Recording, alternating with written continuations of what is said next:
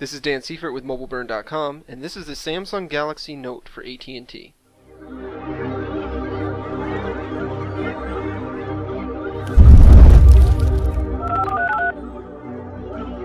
Samsung and AT&T are calling the Galaxy Note a superphone, as it is a cross between a smartphone and a tablet.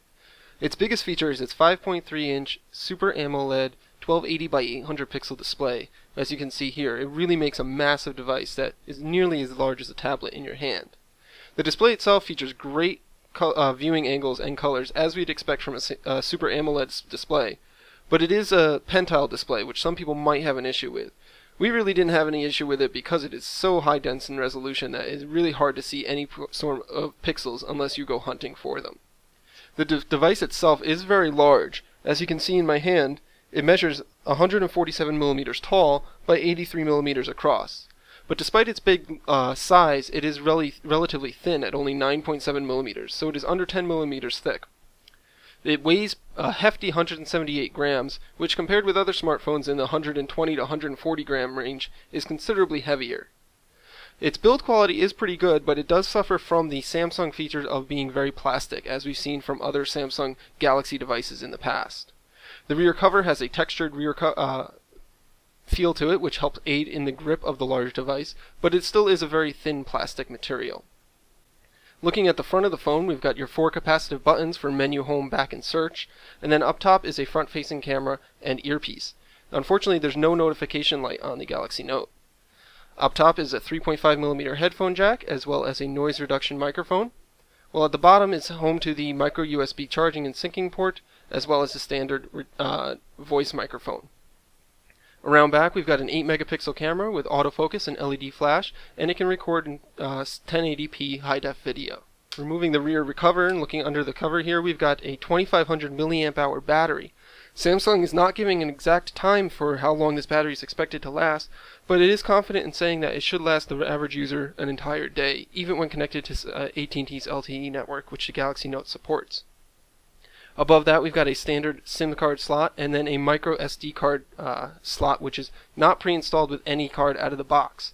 The Galaxy Note comes with 16 gigabytes of internal storage, with about 12 gigabytes available to the user after the OS is installed. The other interesting feature of the Samsung Galaxy Note's hardware is the S Pen input device that's housed in the bottom of the phone itself. Now, Samsung does not like to call this a stylus per se. Instead of referring to it as a digitizer, it features a 256 level pressure point as well as a button on the side of the S Pen itself. It does not require any sort of battery power, and it uses technology built from Wacom digitizers. You can do a couple different things with it. You can use it to navigate the phone just like you would with your finger. However, it does not work on the capacitive buttons, so you have to use your finger to activate those. Other things that you can do with the pen is it interacts with Samsung's S-Memo software that's built into the phone and pre-installed. The S Pen allows you to quickly take a screenshot, which might even be useful if you are, say, opening a map and wanting to give someone directions. You can hold the button down and then press on the screen, and a screenshot will be saved as a JPEG file. From there you can then draw on the screen. So you could say you take this road after turning here. And since the point is pressure sensitive, you can get different various levels of inking on the screen itself, which is pretty cool. Once this is notated to however you like, you can then save it and send it as a JPEG file to any sort of program that you choose. The other cool thing that the S Pen allows you to do is take notes instantaneously. If you press the button and double tap the screen, it opens up a mini S-Memo Lite application that allows you to take notes quickly and easily, and you can hide the memo application quickly so you can see what's going on behind you. It's probably the easiest way we've seen to take notes on a mobile device. However, it's still not as practical as using just a pen and paper. Performance-wise, the Galaxy Note is powered by a dual-core 1.5 GHz processor and 1 GB of RAM. This should provide a very speedy and snappy experience. However, I have noticed that throughout the OS and throughout various animations, there is a bit of lag that we would rather not see, especially noticeable in third-party apps like the Twitter application. Scrolling is very choppy, and it's hard to tell if you're actually if the screen is responding to your inputs. The Galaxy Note runs Android 2.3.6 Gingerbread with Samsung's TouchWiz interface, and Samsung has promised that an upgrade to Android 4.0 Ice Cream Sandwich is coming in the near future, and hopefully that will resolve a lot of the UI lag issues that we see on the Galaxy Note. The interface that we see here is very familiar. It looks very similar to the TouchWiz interface that are on the Galaxy S2 series of phones. Features a similar layout for the applications and the launcher, as well as the custom shortcuts at the top of the notification bar. There are a couple applications that do take advantage of the larger size screen. Samsung did a really great job with the email application. It looks like a standard email application when held in standard portrait orientation. However, if you turn it into landscape, you get a two-pane email view, and you can adjust the size of the panes by dragging the middle divider here. You can pinch to zoom on text as well, and as you can see, it supports formatted text for color and italics and other such formatting. The other application that Samsung did a really great job with on the Note is the Calendar app. It's really cool, takes advantage of the large screen that the Note offers, gives lots of detail for various events, and it has this cool little pop-out side tray that lets you switch between various views. The browser included on the Galaxy Note is very similar to the browser we saw on the Samsung Galaxy S2 models. It is not as fast as we've seen though, as we can see when we load up a page. It loads up our mobile site very quickly, but there is a bit of rendering while we scroll as it still loads a page. And as we load up the full site,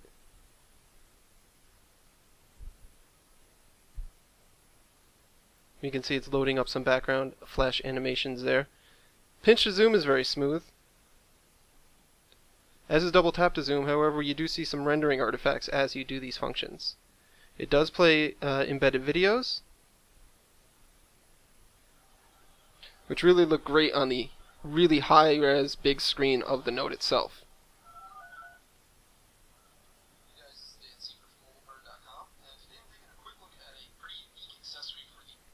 You can pinch all the way out to switch between tabs, so you can open up multiple windows at once. Let's open up the New York Times homepage.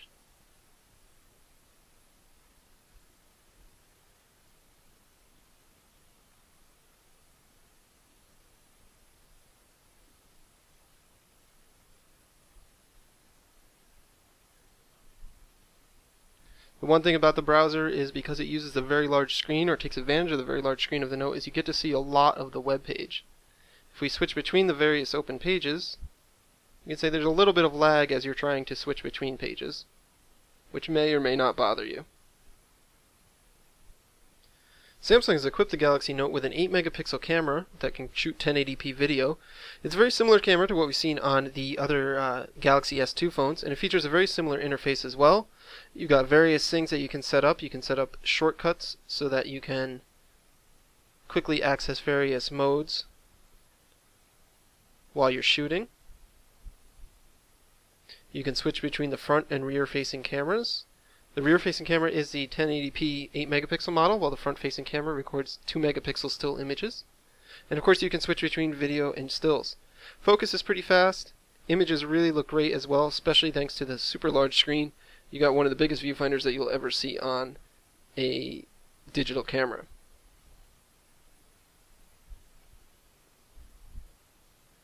Once you've recorded your picture, you can review it. However, pinch to zoom is very stuttery, as you can see. It's not very smooth at all, which is a bit surprising considering the processing power available to the Note. Switching over to video, the Note gives you some controls over your video, and by default it's set to 720p, so you'll want to set that up to 1080p if you want to shoot in the highest resolution possible. Video itself is pretty straightforward. It doesn't feature very close autofocusing, and there's no zoom while you're recording in full 1080p video. Video itself is pretty straightforward. It doesn't feature very close autofocusing. So that is our look at the Samsung Galaxy Note for AT&T. The Galaxy Note is an interesting device because it straddles the line between a smartphone and a tablet device, but it doesn't really give you the best of either. Because it's running Android 2.3 Gingerbread instead of a tablet operating system, there aren't very many applications outside of Samsung's pre-installed ones that take advantage of the large screen and extra real estate. Because it is so large, it can be very hard to use one-handed and be very unwieldy when you're trying to use it as a phone. Performance-wise, it is pretty snappy and what we'd expect from a high-end Android device these days. However, there are a bit point of lags in the user interface that we'd like to see addressed when this does eventually get upgraded to Android 4.0 Ice Cream Sandwich. The screen itself, as a recap, is 5.3 inches and 1280 by 800 pixels in resolution. The device itself is 9.7 millimeters thick and about 178 grams in weight. It's powered by a 1.5 GHz dual-core processor with 1 GB of RAM and includes 16 GB of internal storage. AT&T is going to be offering this on February 19th for $299 with a new 2-year contract, and it does support AT&T's new 4G LTE network, though the limitations of the LTE network are still apparent in that it's only available in a handful of markets across the country. The S Pen itself is a unique feature of the Galaxy Note, and it does give you some control and some usability with note-taking. However, we find that just taking notes on a regular pen and paper is still easier when you're trying to handwrite. The S Pen itself is going to be sold separately should you lose it, or when you lose it, more like, for about $29 as well. So there you have it. That's a look at the Samsung Galaxy Note for AT&T with 4G LTE. This is Dan Seifert with mobileburn.com. Thanks for watching.